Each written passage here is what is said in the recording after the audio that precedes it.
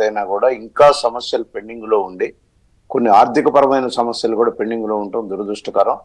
గత 5 సంవత్సరాల మట్టుకి ఏమాత్రం అటుపక్క దిశ అంటే అడుగులు పడ్డట్లేదండి. అంటే రాష్ట్ర సమస్యలను, రెండు రాష్ట్రాల మధ్య ఉన్న సమస్యలను తీర్చుకోవాలని చెప్పి జగన్మోహన్ రెడ్డి కానీ లేకపోతే కేసీఆర్ కానీ ముందుకొచ్చినట్టు కనపడలా.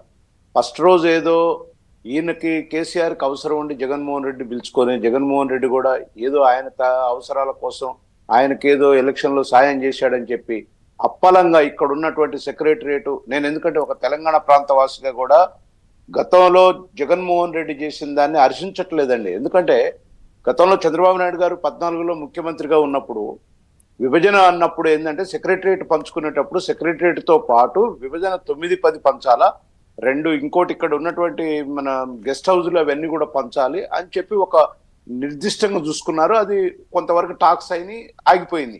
దాంట్లో కమిటీలు కూడా వేసుకున్నారు. రెండోది నీటి వాటాల విషయానికి వస్తే ఇద్దరు, ఇటు కేసీఆర్ కానీ చంద్రబాబు నాయుడు గారు కానీ కృష్ణా నది వాటర్, గోదావరి జలాలు ఎట్లా అంటే కృష్ణా వాటర్ 299కి వచ్చేటట్టు ఒక ఎఫెక్స్ ఇద్దరు సంతకాలు పెట్టుకొని కంప్లీట్ చేసుకొని ఆయన అక్కడ పోలవరం కంప్లీట్ చేశారు. ఈయన ఇక్కడ దీనికి మన కాళేశ్వరం ఇవన్నీ కూడా కంప్లీట్ చేసుకున్నాడు. అయితే తర్వాత రాజకీయ కోణంలో వ్యవహరించడం మొదలుపెట్టాడు కేసీఆర్. ఎంతసేపటికి తెలంగాణ వాదాన్ని బతికే ఉంచాలి, తెలంగాణ వాదం మీదనే రాజ్యం వేలాలని ఒక దూరదృష్టి, అది దురదృష్టి ఆయనకు, అది రాజకీయ కోణమే అది కేవలం. దాంతో జగన్మోహన్ రెడ్డి గారిని పిలిచి మొత్తం ఏది సెక్రటరియట్ కంప్లీట్ చేసుకొని గెస్ట్ హౌజులు, ఇక్కడున్న గెస్ట్ హౌజుల్లో ఆంధ్ర ప్రాంతానికి వాటా లేకుండా చేశారు. నేను ఆ రోజుల్లో ఇద్దరు చర్చ జరుగుతూ ఉంటే మీరు నమ్ముతారో నమ్మరో వాయిస్ మెయిల్ ఇద్దరు సీఎంలకు పంపించాను. కనీసం మీరు సెక్రటరియట్ తీసుకున్నారు, గెస్ట్ హౌజుల్లోనన్నా ఆంధ్ర ప్రాంతానికి వాటా ఉంచండి. ఎందుకంటే అక్కడ ఎంతో మంది ప్రజాప్రతినిధులు, బ్యూరోక్రాట్స్ అంతా ఉన్నారు.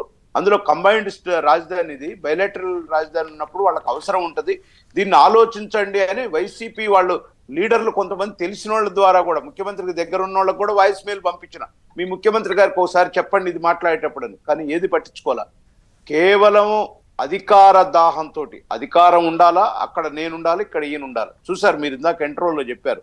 లాస్ట్కు మొన్న ఎలక్షన్ జరిగేటప్పుడు కూడా నాగార్జున సాగర్ దగ్గర పోలీసు వాళ్ళని పెట్టి వాటర్ అవసరం లేదు, అది అసలు ఆ సీన్ క్రియేట్ చేయాల్సిన అవసరం లేదు.